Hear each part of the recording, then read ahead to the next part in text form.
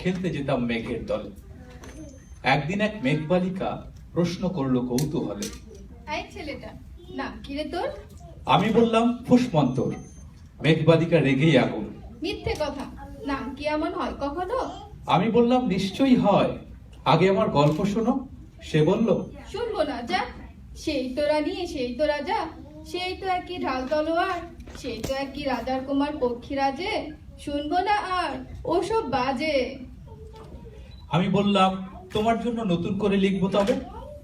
সে বলল, সত্যি লিখবি?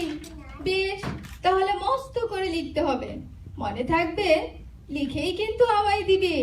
আমি বললাম তোমার জন্য লিখতে পারি এক পৃথিবী। লিখতে লিখতে লেখা যখন সবেমাত্র 2-4 পাতা, হঠাৎ তখন ভূত চাপলো আমার মাথায়। খুঁজতে খুঁজতে চলে গেলাম ছোটবেলার মেঘের মাঠে।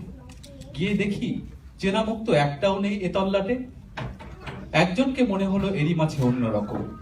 এগিয়ে গিয়ে তাকেই বলি, তুমি কি সেই মেঘবালিকা? তুমি কি সেই? সে বলল, মনে তো নেই, আমার ওসব মনে তো নেই। আমি বললাম তুমি আমায় লেখার কথা বলেছিলে। সে বলল, সঙ্গে আছে, ভাসিয়ে দাও গায়ের ঝিলে। আর হ্যাঁ শোনো, এখন আমি মেঘ নয় আর, সবাই এখন বৃষ্টি বলে ডাকে আমায়। বলেই হঠাৎ এক পশলায় চুল থেকে নখ আমায় পুরো ভিজিয়ে দিয়ে অন্য অন্য বৃষ্টি বাদল সঙ্গে নিয়ে মিলিয়ে গেল খরস্রোতায়, মিলিয়ে গেল দূরে কোথায়, দূরে দূরে। বৃষ্টি বলে ডাকে আমায়, বৃষ্টি বলে ডাকে আমায়।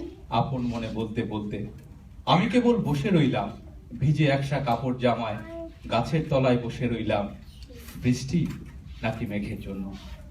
সবাইকে ধন্যবাদ।